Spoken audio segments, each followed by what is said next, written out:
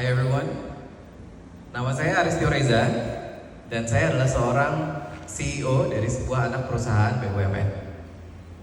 Saya beruntung menjadi CEO di usia yang cukup muda. Saat itu usia saya baru 33 tahun.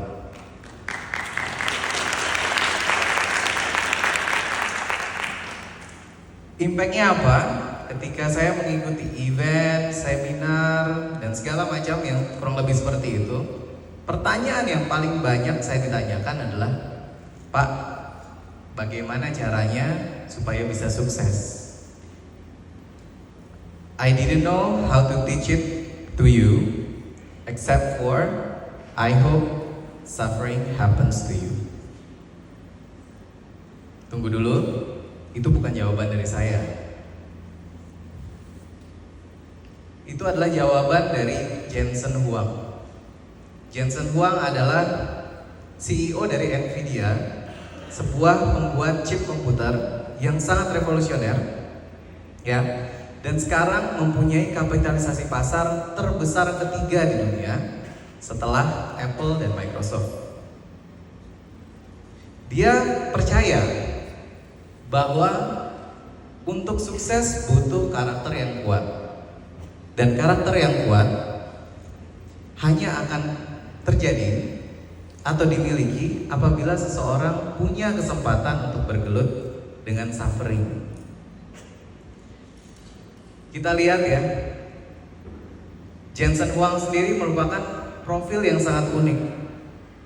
Dia hanya punya 2 karir dalam hidupnya.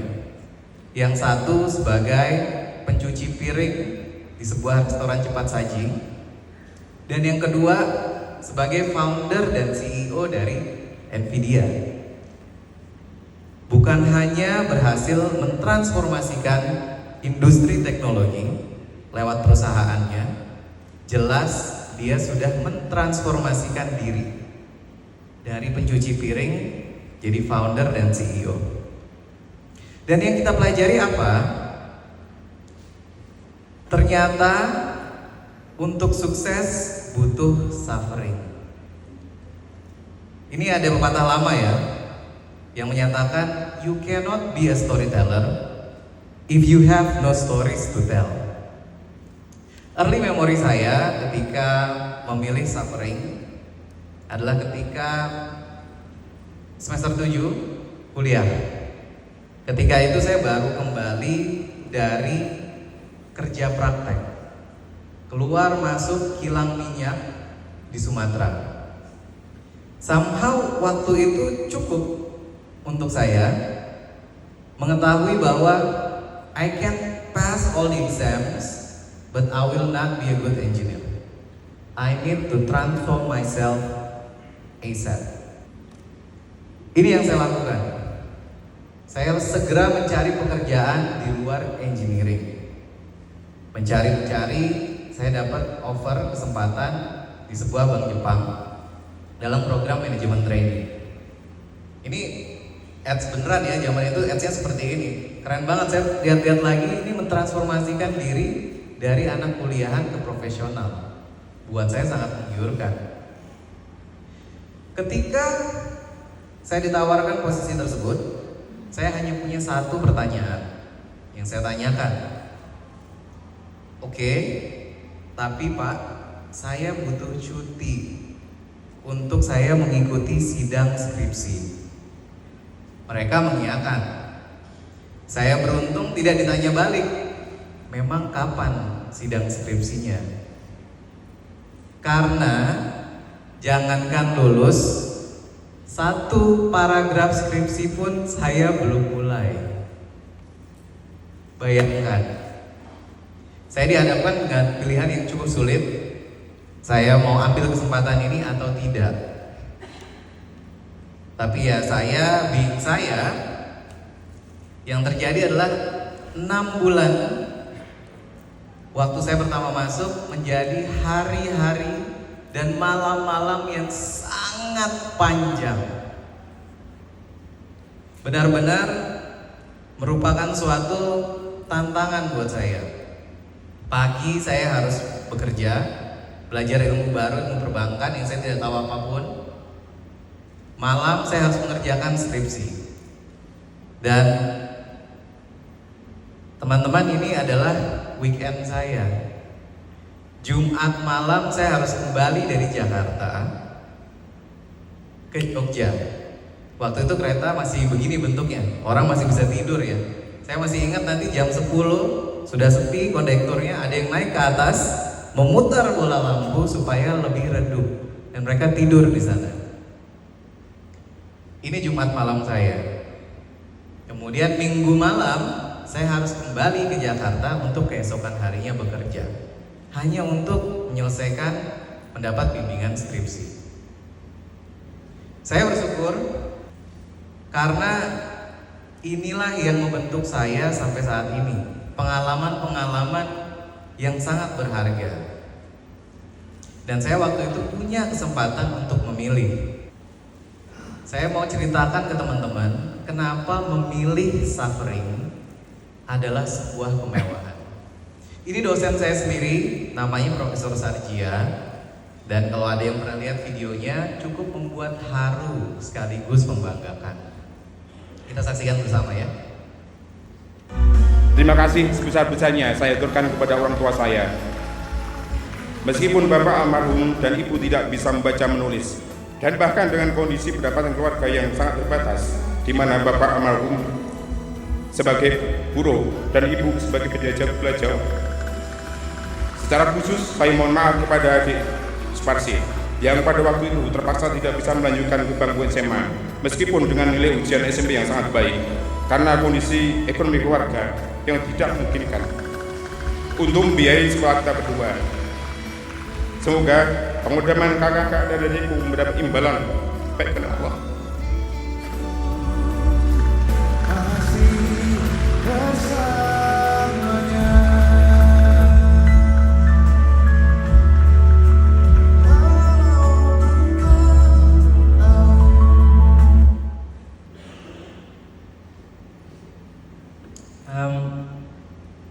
Saya terus terang merasa iri.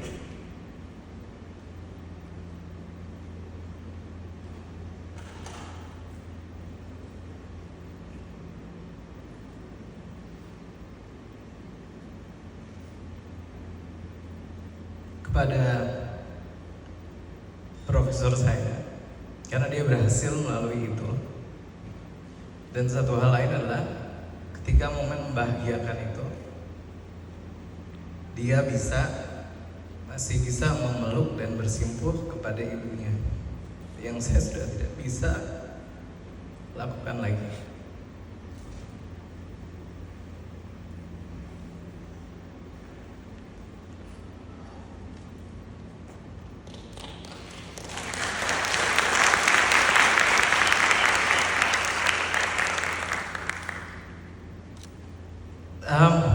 Tapi life must go on. Saya mungkin mau tanya ke teman-teman ya. Di sini kalau saya tanya ada yang suka makan steak, berapa banyak yang akan angkat tangan? Ada yang suka makan steak?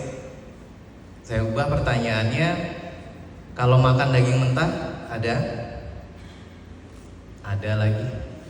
Ini off script banget saya, jadi susah. Baik, perumpamaan saya adalah seperti ini teman-teman. Tadi yang saya tanya steak, banyak banget yang angkat tangan.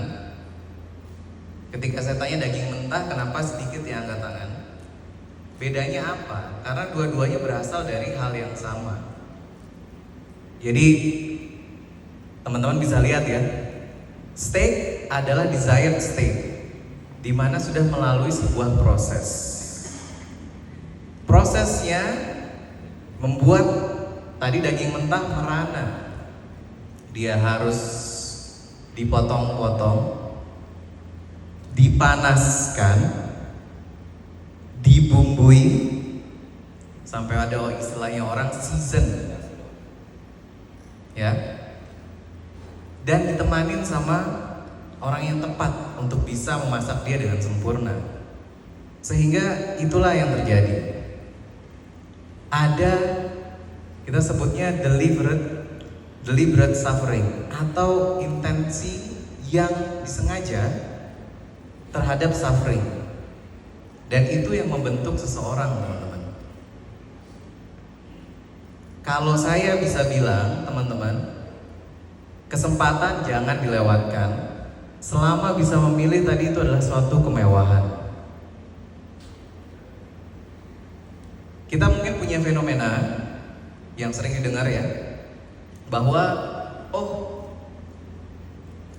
anak-anak zaman sekarang daya juangnya kurang. Bisa jadi salah satu alasannya adalah itu. Ternyata sufferingnya terlalu cepat diambil.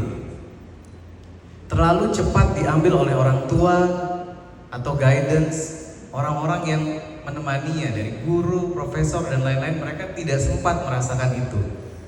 Ada satu penelitian yang sangat terkenal dari Angela Duckworth terkait ini. Dia meneliti ribuan orang, mulai dari anak sekolah sampai tentara militer, untuk mengetahui siapa sih yang bisa bertahan dalam kesusahan dan sukses untuk itu. Dan dia menemukan satu indikator yang semua orang tadi miliki. Satu kesamaan tersebut disebut grit. Grit sendiri sejatinya adalah kemampuan bertahan ketika menghadapi kesulitan, atau punya stamina untuk bangkit lagi, untuk mengejar masa depan, atau kemauan bekerja keras mewujudkan mimpi menjadi realita. Dan ini adalah indikator kesuksesan utama untuk kita bisa melewati suffering yang kita pilih. Kemudian ada pertanyaan, 11 tahun yang lalu Angela Duckworth menutup sesi orasi TED-nya dengan pertanyaan yang masih menjadi misteri. Oke, kita tahu grit adalah kuncinya. Lalu bagaimana agar semua orang bisa punya grit? Ternyata yang dia sampaikan apa? Dia bilang saya tidak tahu. Dan sangat sedikit yang sains ketahui tentang itu. Tapi itu 11 tahun yang lalu ya. Untungnya ilmu pengetahuan terus berkembang. Sekarang neuroscientist mendapatkan ini. Teman-teman lihat di bagian tengah. Ada yang namanya anterior mid-cingulate cortex atau AMCC. Ini adalah bagian di dalam otak manusia yang berperan terhadap kegigihan. Ternyata ada. Dan ketika diteliti ya, brain scan, MRI dan lain-lain, ditemukan bahwa orang-orang yang lebih disiplin seperti atlet, orang-orang yang pantang menyerah, ternyata punya bagian ini yang lebih aktif, lebih tebal, lebih terhubung. Kalau kita bisa melatih bagian ini, ternyata ini kuncinya, teman-teman. Dan berita baiknya apa? Bahwa ini bekerja selayaknya otot yang bisa kita latih terus-menerus. Ini berita yang sangat baik sebenarnya. Pertanyaan kemudian muncul, gimana cara latihnya? Baik, satu persatu saya kasih ya. Intinya adalah bagaimana kita bisa melatih AMCC kita tadi, bagian otak kita tadi yang berlaku seperti otot. Intinya adalah melakukan hal-hal yang tidak kita sukai, tapi kita tahu baik ya. Tidak kita sukai, tapi tetap kita lakukan.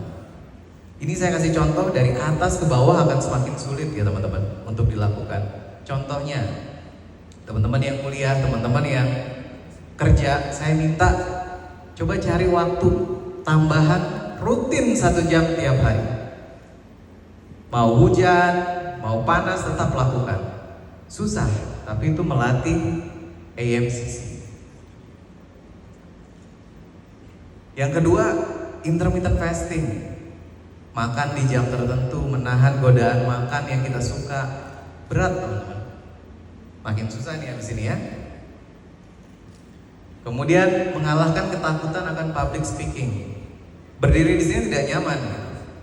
Saya pernah dulu dapat notification di smartphone saya bilang detak jantung ketinggian nih, ada apa? Saya lihat ternyata, oh sebentar lagi saya harus maju untuk berbicara depan umum. Tidak nyaman. Tambah susah lagi nih. Membatasi diri dari sosial media maksimal 30 menit per hari. Saya yakin gak banyak yang bisa. Nah, yang terakhir, menahan jari dari check out ketika ada promo e-commerce. Silakan, kalau bisa dicoba, saya yakin ini akan membantu untuk melatih otak AMCC kita. Tapi teman-teman, percaya saya, semua hasilnya akan baik. Saya sendiri sudah coba. Selain melatih otak AMCC kita ya, bagian otak AMCC kita, ternyata manfaatnya bisa langsung dirasakan. Ya, teman-teman bisa lihat saya sekarang, dan ini saya sebelum bulan Juni tahun ini, di awal tahun, gemoy dan lucu. Saya lakukan tambah olahraga, kemudian intermittent fasting. Hasilnya dari 83 turun ke 68, which is 15 kg dalam 3 bulan. Kemudian mengalahkan ketakutan akan public speaking. Sampai saat ini saya sudah sekitar 20 events di tahun ini. Menahan diri untuk tidak belanja.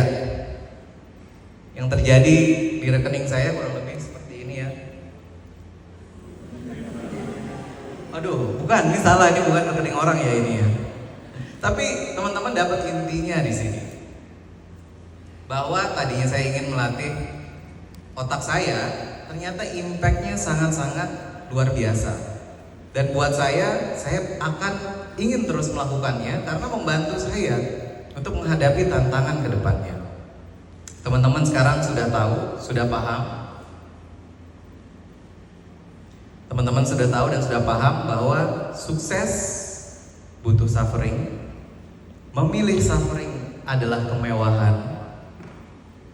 Dan kita sekarang sudah tahu bagaimana cara melatih diri agar kita dapat memilih suffering yang kita inginkan dan sukses melewatinya. Kalau teman-teman sudah siap, saya akan tinggalkan satu pertanyaan untuk kita renungi bersama. If you are ready to suffer, what are you transforming into? Terima kasih.